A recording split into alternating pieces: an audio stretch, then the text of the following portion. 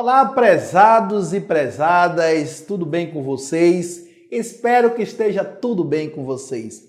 Aqui é o professor Cláudio Nascimento, professor queres ou não queres, da Escola Jornalista Trajano Chacon. Então hoje a gente vai falar um pouco sobre a colonização da América Portuguesa. Você do 7º ano do ensino fundamental que está me assistindo vai mergulhar, não é isso? Vai viajar na história da nossa colonização. Então, a colonização da América Portuguesa. Como foi essa colonização? Então, a gente vai falar um pouco das resistências, não é isso? Acomodações e formação do Novo Mundo. Então, a resistência dos povos que aqui foram encontrados, os ameríndios, né? E os povos que foram trazidos, né, para o Brasil, os africanos. Ambos sofreram o quê? Processo de escravização, né? Ou seja, trabalho escravo, trabalho forçado, né? Então, índios contra a sua cultura, os escravos negros africanos, né, aprisionados e trazidos para este tipo de, ou esta modalidade de trabalho. Então, a coroa portuguesa precisava assegurar o domínio do território por ela descoberto e levantar o que? As suas potencialidades e riquezas. Né? Foi isso que aconteceu no Brasil. Né? Após a chegada de Pedro Álvares Cabral, né? Então a coroa, na realidade, precisava assegurar esse domínio e fazer um levantamento desse novo mundo. O que é que tinha nesse novo mundo? Qual a riqueza que nós tínhamos no novo mundo? Então, aí vamos dividir o período, né, pré-colonial e o período colonial. Então, nesse período pré-colonial, fase caracterizada por uma certa marginalização de Portugal em relação ao Brasil. O interesse português, nesse momento, era o comércio com as Índias. Ademais, os portugueses não encontraram na área colônia ou colonial de imediato produtos lucrativos, à exceção de quê? Do pau-brasil, que seria extraído pelos indígenas. Diferentemente dos espanhóis, Portugal não encontrou metais preciosos de imediato. Encontrou no nosso território muito pau-brasil e muitos ameríndios. Então, nesse período, a metrópole realizou o quê? Algumas expedições no litoral brasileiro, sem fins lucrativos, ou colonizadores. Primeiro vamos averiguar, primeiro vamos avaliar, primeiro vamos identificar o potencial econômico da área. Então, em 1501, sob o comando de Gaspar de Lemos, chegou uma expedição com o objetivo de reconhecimento geográfico. Em 1503, uma nova expedição, sob o comando de Gonçalo Coelho, segura o nome da fera aí, Gonçalo Coelho, prosseguiu o reconhecimento da nova terra. O navegador italiano, Américo Vespucci, acompanhava as duas expedições, ambas com a finalidade de reconhecimento, né, geográfico da localidade.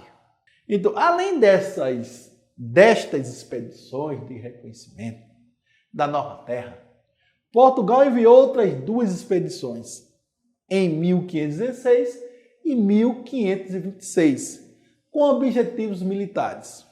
Foram chamadas de expedições guarda-costas, ou seja, comandada por Cristóvão Jacques, com a missão de aprisionar o quê? Navios franceses e espanhóis que praticavam o quê? Contrabando no litoral brasileiro. Estas expedições contribuíram para a fixação em solo brasileiro dos primeiros povoadores brancos, degradados em sua maioria. Então, Portugal mandou duas expedições, né, chamadas guarda-costas, para fiscalizar e combater o quê? O contrabando de pau-brasil pelos espanhóis, né, e pelos franceses. Professor Cláudio Nascimento e os primeiros contatos entre portugueses e nativos. Então, quer saber? Então assista a aula do professor Cláudio Nascimento no Educa PE, não é isso? Que é, na realidade, um projeto da Secretaria de Educação do Estado de Pernambuco que está preocupada com você, né? Está preocupada com você dentro dessa pandemia. Então, os primeiros encontros entre portugueses e nativos, de acordo com a carta de Pero Vaz de Caminha, escrivão da frota de Cabral, foram pacíficos. Apesar das diferenças culturais existentes entre eles. Mas a grande pergunta do rei era: cadê o ouro? Cadê o ouro? O rei de Portugal na época, Dom Manuel I, ficou decepcionado com as informações da carta de Caminha, pois ele esperava encontrar metais preciosos nas terras recém-descobertas. Assim, os primeiros 30 anos da presença portuguesa se resumiram à exploração de quê? Do pau-brasil. Já que Portugal estava mais interessado no comércio de especiarias com o Oriente, que era bem mais lucrativo. Então, a grande discussão.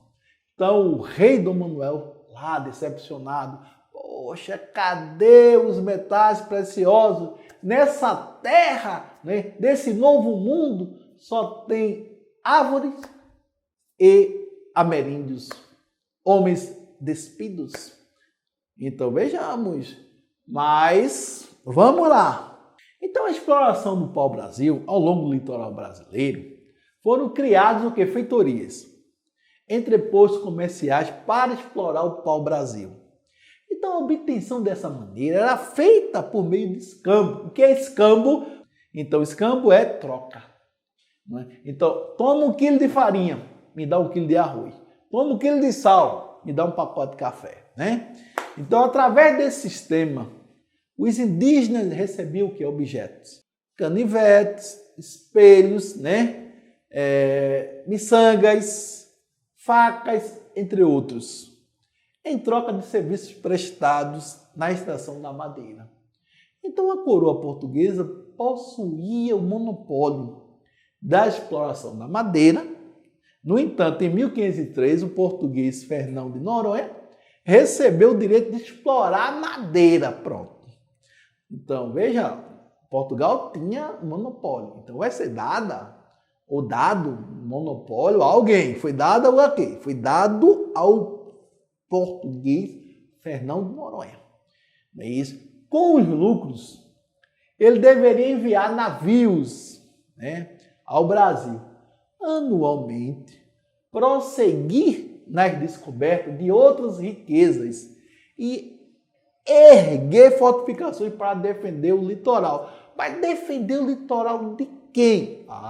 Defender o litoral simplesmente dos invasores, né? Sabemos que outras nações, isso, tinham interesse também, né, de explorar a riqueza.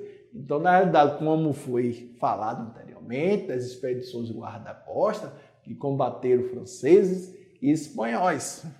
Então, conforme vocês veem aí na imagem, há um mapa que mostrava a extração do pau-brasil, né, onde representava grande parte do litoral brasileiro.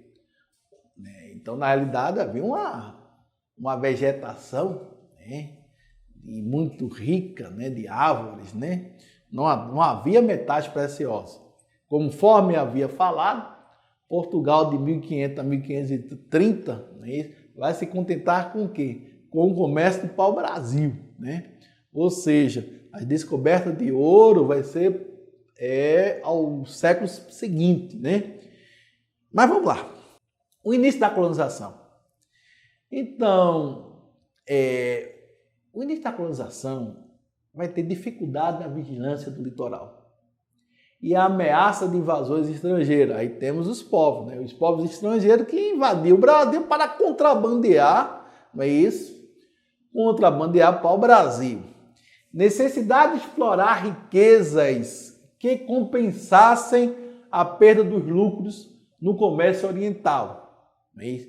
E garantir a posse da terra. Então, como é que vão colonizar? Né? Vai se colonizar, mas havia uma preocupação. Tinha que encontrar, né, alguma riqueza que desse lucro para garantir a posse da terra e, além do mais, garantir a posse da terra. Então, o rei de Portugal, Dom João III, decidiu dar início em 1534 à colonização efetiva do litoral brasileiro, baseado em sistema de quê? De capitanias hereditárias. Ou seja, o que era capitanias hereditárias? Então, na aula do PE, da Secretaria de Educação do Estado de Pernambuco, com o professor Cláudio Nascimento, queres ou não queres, vocês vão agora saber o que eram capitanias hereditárias. Capitania hereditária, era, na realidade, consistia nos sistemas onde era dado lotes de terras doados a fidalgos colaboradores da capitania portuguesa, né? Então, com esse sistema, o monarca pretendia o que? Defender, né? E assegurar o domínio da coroa sobre as terras americanas. Expandir a fé cristã nesse território. Então, o modelo de colonização apoiou-se na grande propriedade rural da monocultura e no trabalho escravo de nativos americanos e dos negros africanos, né? Então, com o sistema de capitanias, a coroa portuguesa pretendia, como eu falei para vocês, expandir a fé e defender e assegurar esse domínio. Então, em 1530, a capitania, a coroa portuguesa envia para o Brasil o nobre Martim Afonso de Souza. Então, a expedição era formada por 5 navios e uma tripulação de aproximadamente 500 homens, com a missão de quê? De proteger o litoral brasileiro, fundar vilas e fortificações, e descobrir o que? Novas riquezas. Então, Martim Afonso de Souza capturou navios franceses na costa brasileira em 1531. Em 1532, fundou a Vila de São Vicente, primeira povoação da América Portuguesa. Distribuiu lotes de terras a colonos e iniciou o cultivo da cana-de-açúcar. Então, o período de colonização ocorre, o início 1530, né? Martim Afonso de Souza traz toda a sua comitiva para fundar vilas e povoar. Mas como isso vai se proceder? Vamos lá. O início da colonização é marcada pela expedição, conforme eu falei para vocês, né? O início é marcada pela expedição de Martim Afonso. Traz a comitiva, que possui 3 finalidades. Primeiro, iniciar o povoamento da área colonial. Realizar a exploração econômica e proteger o quê? O litoral contra a presença de quem? Dos estrangeiros, que era, na realidade, os grandes corsários. Para efetivar o povoamento, Martim Afonso de Souza, ele, na realidade, conforme havia falado, ele vai fundar a Vila de São Vicente, vai fundar a Vila de São Vicente, e o primeiro engenho do governador. Também iniciou a distribuição de sesmarias, isto é, grande lote de terras ou de terra para as pessoas que dispusessem a explorá-los. Com esta expedição, o sistema de capitanias começou a ser adotado, iniciando efetivamente o processo de colonização. Então, o sistema começa a partir de 1532, quando Martim Afonso de Souza começa a distribuir lotes. Você se responsabiliza a erguer, proteger, descobrir riquezas para a coroa. Então esse lote é seu. Tome meu jovem, minha jovem, esse lote de terra é seu, assim funcionava. Então foram trazidos para o Brasil, na realidade, vários grupos para, na realidade, ocupar essas áreas. Aí vamos lá para as capitanias. Capitanias hereditárias, lote de terras doados a quem? A fidalgos colaboradores da corte portuguesa. Então, para iniciar a colonização, que começa lá em 1532, né? Então, a coroa portuguesa decidiu em 1534, dividiu territórios em quê? Em lotes, chamado de capitania. Cada capitania foi entregue a quem? A um capitão donatário que arcava com os custos da colonização. Então, veja só o problema. Então, você vai receber, só que você não vai ter nenhum recurso dado pela coroa. Então, você vai proteger, você vai fazer prosperar aquelas terras com recurso próprio. Aí, um problema que vocês vão ver, né, daqui a pouco. Então, foram distribuídas o quê? 15 capitanias para 14 donatários, que deveriam exercer a justiça e o comando militar. Doar lotes, fundar vilas, escravizar e vender índios. Escravizar e vender índios, entre outras atividades econômicas. O sistema de capitanias foi a primeira forma efetiva encontrada pela coroa para defender, explorar e administrar as terras portuguesas na América. Então, lembrando que 15 lotes ou 15 capitanias doadas a 14 donatários, mas apenas 2 prosperaram, Pernambuco e São Vicente, né? Aí vocês vão ter, na realidade, aí na tela de vocês, né, a divisão das capitanias, né, e seus respectivos donatários, né? Ok? O fracasso das capitanias.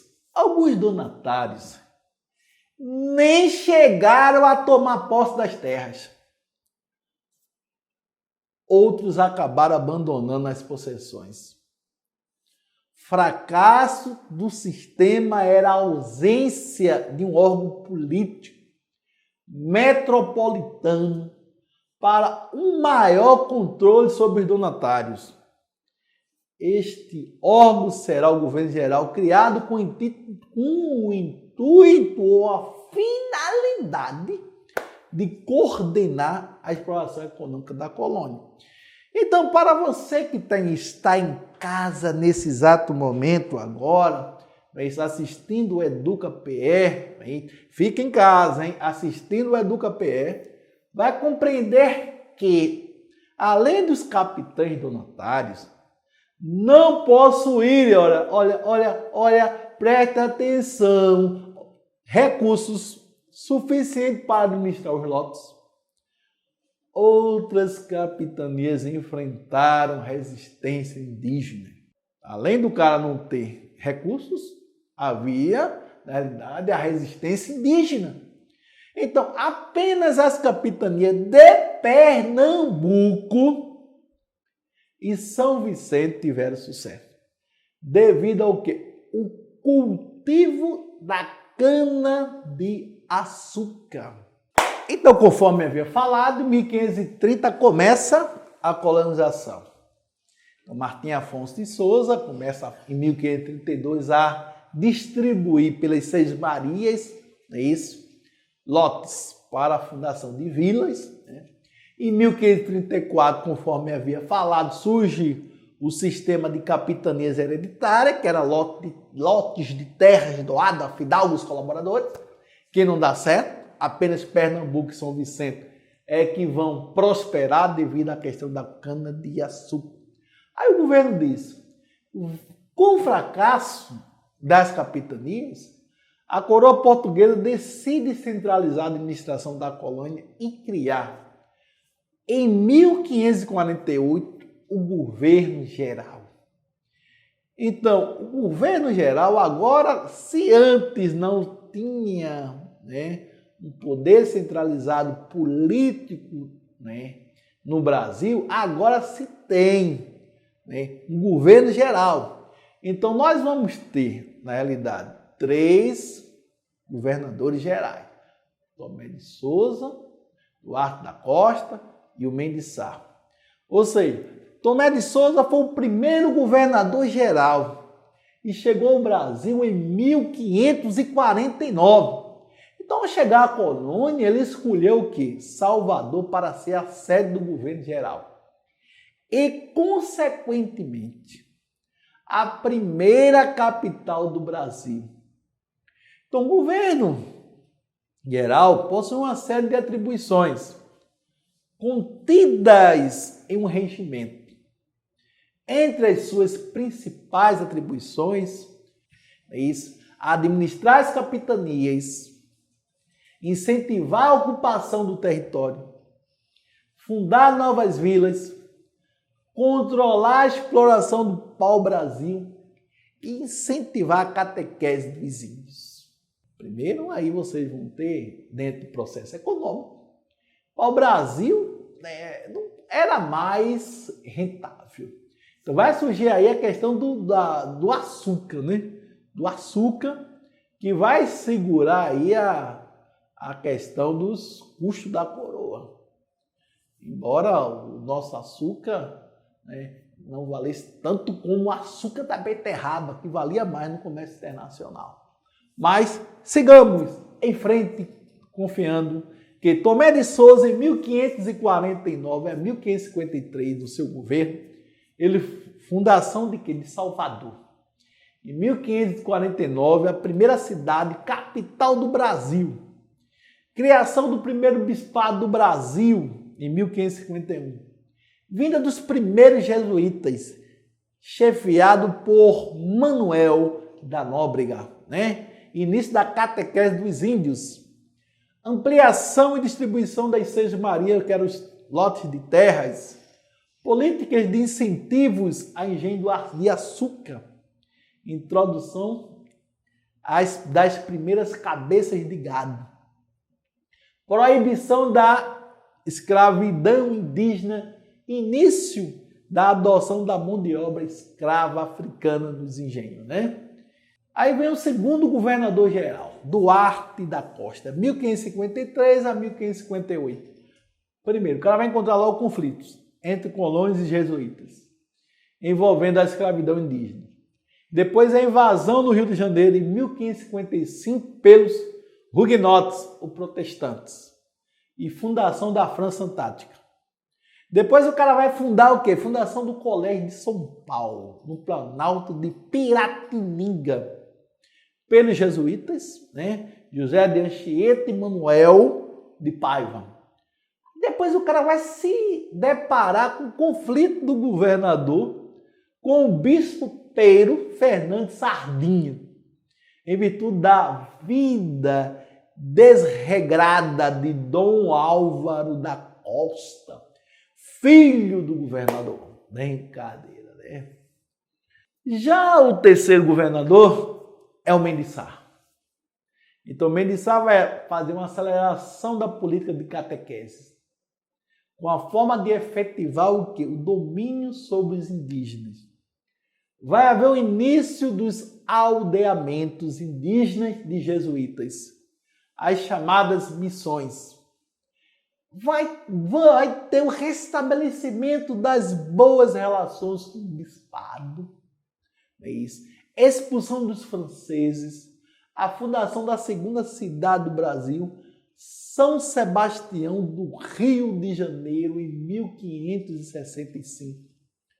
Mas, com a morte de Mendes Sá, a metrópole dividiu a administração da colônia em 2 governos. Dom Luiz de Brito, que se instalou em Salvador, a capital do norte, né? E a do sul, Dom Antônio Salema, instalada onde? No Rio de Janeiro, né? Então, conforme havia falado, né? Então, na realidade, nós vamos ter aí essa divisão da administração da colônia entre Dom Luiz de Brito, em Salvador, e Dom Antônio Salema, no Rio de Janeiro. A chegada dos jesuítas. Os jesuítas chegaram ao Brasil em 1549. Então, com Tomé de Souza, liderados pelo padre Manuel da Nóbrega, os jesuítas iniciaram uma das mais importantes missões da coroa portuguesa: catequizar os índios.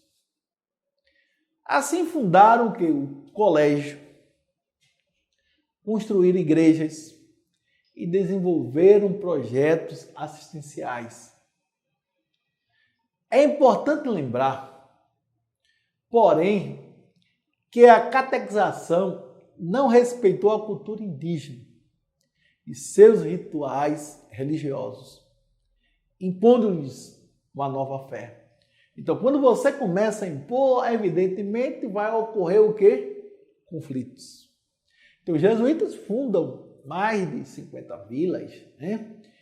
Ou esses aldeamentos, onde os índios, na realidade, aqueles índios catequizados, né?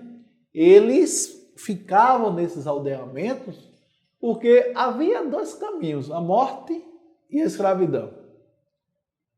Ou você fica aqui, ou você escolhe a morte ou a escravidão. Então escolha. Então era mais viável para os indígenas, né, ficarem, na realidade, nos aldeamentos, com certeza, dos jesuítas, né, serem catequizados, né, incorporarem toda uma cultura contrária aos seus valores. Porque havia uma guerra justa. Ou seja, aqueles que eram catequizados eram protegidos. Aqueles que temiam e eram resistentes sofriam perseguições. Eram mortos e escravizados.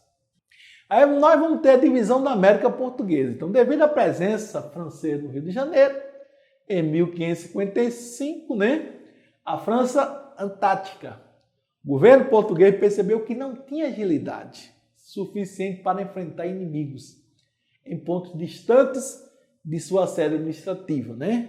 Assim decidiu dividir a América Portuguesa em dois governos, conforme havia falado, Salvador e Rio de Janeiro. Aí vem as câmaras municipais, que eram responsáveis pela administração das vilas e cidades. Aí nós vamos ter as câmaras regulavam as feiras, os mercados, os ofícios e o comércio local, além de executar as obras, né? Será que tinha? Então os vereadores das câmaras eram chamados de homens bons. Eram os homens brancos proprietários de quê? De terras e escravos. Assim podemos concluir que as câmaras representavam os interesses dos grandes proprietários de terras, os chamados latifundiários, com certeza, né? Aí vocês têm uma imagem, né, da escravização indígena. A escravização indígena, então, conforme havia falado, então, após o processo de colonização, então, depois que Martim Afonso de Souza traz toda aquela comitiva, né, para o Brasil, para se instalar nas terras, né, doadas por ele, então havia necessidade de explorar o trabalho, né, de algum grupo. E o grupo encontrado aqui era de quê? Dos ameríndios ou dos indígenas. Tempo de atividade que era contrária ao que a cultura do índio. Então, a escravização indígena. Os indígenas, como mencionado, foram o primeiro grupo a ser escravizado em nosso país, quando ainda era colônia. Aos poucos, essa mão de obra foi sendo gradativamente substituída pelos africanos. Mas essa foi uma transição lenta e que não aconteceu de maneira uniforme. Sendo assim, em alguns locais da América Portuguesa, os trabalhadores indígenas foram substituídos pelos africanos em meados do século XVII, quanto em outros, isso aconteceu só no século XVIII. Vejam só, não foi uma coisa lenta, foi uma coisa gradual, né? Então, os indígenas foram primeiramente escravizados, justamente por ser o único grupo disponível em grande quantidade que os portugueses pudessem explorar. Então, a escravização indígena era mais barata. Mas uma série de fatores tornavam mais complicada de sustentar-se. Porque a escravização do indígena não deu certo. Primeiro, havia uma questão cultural, pois os indígenas não estavam acostumados com a rotina de trabalho que visasse a produção de excedentes, já que sua cultura de trabalho era de subsistência.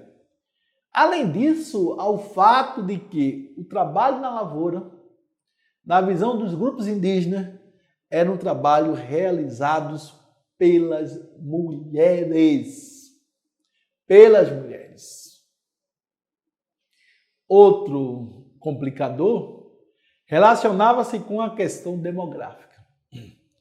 A população indígena, sobretudo no litoral, reduziu-se sensivelmente na medida em que avançava a colonização portuguesa. Isso se explica pelo fator biológico, pelas doenças trazidas pelos portugueses, que eram fulminantes para os nativos, mas também pelos conflitos com os portugueses e pela escravização, os que resultavam na morte de indígenas aos milhares. Ou seja, conforme havia ou aldeamento ou escravidão ou morte. Não havia outro caminho. Não havia outro caminho para os povos indígenas. Então houve um genocídio que, além das questões relacionadas ao contato do europeu com os indígenas, onde os mesmos traziam doenças para os grupos ameríndios aqui existentes, causando a questão da alta taxa de mortalidade. Vinha a questão das guerras. Os jesuítas, eles, conforme havia falado, eles tiveram a função e a missão de quê? De catequizar. Então a igreja, na realidade, queria catequizar esses novos povos, né? Esses povos do novo mundo. Então, mas só que esses povos do novo mundo tinham seus valores, não iria assimilar com facilidade. Sendo assim, Jesus criou suas missões no interior da América Portuguesa. Iniciava o processo de catequização dos indígenas. Exploravam a mão de obra desses na produção de itens agrícolas. Então, a Lília e a Heloísa comentam que a concepção dos indígenas nas missões jesuíticas mostrou-se nefasta, porque favoreceu a proliferação de epidemias. A atuação dos jesuítas contra a escravização dos indígenas criou diversos conflitos com os colonos interessados nessa atividade. Então, a pressão dos jesuítas para que a coroa portuguesa proibisse a escravização indígena resultou em leis que determinaram a proibição da escravização indígena em 1570, 1587, 1595 e 1609. Essas leis defendiam que somente em caso de guerra justa é que os indígenas poderiam ser escravizados. Primeiro, o que é guerra justa? Nós agora estamos no período da Inquisição. Ou seja, aqueles que não aceitassem a filosofia cristã seria perseguido. Então impuseram a Inquisição dentro do Brasil. Ou seja, o indígena que não fosse catequizado, o indígena que não aceitasse a filosofia da igreja, a filosofia cristã, seria escravizado. Apesar dessas leis, os indígenas foram escravizados em grandes quantidades em locais como Paraná, São Paulo, Maranhão, entre outros. Isso porque muitos desses lugares não têm economias tão prósperas para adquirir escravos africanos em número. E assim o sequestro de índios para escravizá-los foi comum, pois era uma alternativa de suprir a demanda por mão de obra desses locais. Isso, além da resistência cultural que aprisionava o índio a ser escravo, havia o sequestro. Ou seja, o cara era sequestrado e tornava escravo. Aí agora nós vamos falar um pouco sobre os bandeirantes. Então, os bandeirantes paulistas abasteceram partes importantes do país com índios escravizados. Esses eram utilizados para trabalharem na lavoura e em atividades relacionadas à produção do açúcar. Assim como existem evidências de que, até a década de 1710, existiam índios trabalhando em zona de mineração em Minas Gerais. Em 1757, durante o período pombalino, foi proibido definitivamente a escravização de indígenas. Então, os bandeirantes, na realidade, eles, com suas missões, eles aprisionavam os índios, né? E abasteciam, né, esse mercado, né, que estava em escassez, conforme havia falado. Havia áreas que, devido à questão econômica, não compensar isso, um grande contingente de investimento em escravos, eles aprisionavam os indígenas. A escravidão indígena foi proibida, primeira vez, por meio da Carta Régia de 1570, a qual institui a guerra justa, conforme eu já havia falando, né, escravidão voluntária, e todavia falhas na lei e a vista grossa das autoridades que permitiu que a sujeição dos povos fosse prática recorrente até os fins do século XVII, né? Século XVII. Então, em 1682, a Companhia Geral do Comércio do Estado do Maranhão é criada para suprir a colônia com mão de obra africana e substituir o trabalho, né? Mesmo assim, ela só vai ser combatida efetivamente, conforme havia falado, em 1757, quando o Marquês de Pombal, né, ele publica o decreto, né, da proibição da escravização indígena. Aí vem a escravidão negra, né? Os negros eram trazidos da África em navios negreiros, explorados e submetidos a todas as formas de humilhação. Então, o trabalho escravo constituiu a base para a consolidação da economia da colônia. Então, os negros vão trabalhar no exigente de cana-de-açúcar, posteriormente os negros vão trabalhar na mineração, né? Os primeiros escravos africanos chegaram ao Brasil em meados do século XVI, poucas décadas após a frota de Pedro Álvares Cabral aportar em nossas terras, né? Desde então, a mão de obra escrava se mostrou fundamental, né, às principais atividades econômicas desenvolvidas na América Portuguesa, como a agromanufatura açucareira nordestina e a extração de metais preciosos em Minas Gerais, visto que o índio não tinha cultura de trabalhar nesse trabalho, né, nesse ofício pesado, né? Trabalhar em mineração, trabalhar em engenho de açúcar, embora houve casos de os índios trabalharem, mas não era, na realidade, a sua cultura. Ok, pessoal, eu me despeço por aqui, agradecendo a vocês por essa oportunidade. Aí está uma referência que nós utilizamos para esta aula, né? E assim, de forma muito agraciada, né? Eu agradeço à Secretaria de Educação por essa oportunidade de ministrar essa aula, de levar para vocês conhecimento, né? E pedir para vocês manterem ainda os cuidados necessário para evitar, na realidade, o crescimento da curva, não é isso, dessa pandemia. Porque o não crescimento depende de cada um de nós ao tomarmos cuidado. Então a Secretaria da Educação está fazendo a parte dela, levando até vocês o conhecimento, né? Por meio do EducaPE, fazendo com que vocês, na realidade, tenham aulas, não fiquem sem aulas, porque a educação é fundamental. Então eu agradeço a vocês por simplesmente assistir essa aula, agradeço a vocês por compartilharem, não é isso, esta aula com os colegas. E saiba o seguinte, nós estamos fazendo o melhor possível para que você fique em casa seguro, é isso, e evitar um aumento dessa pandemia.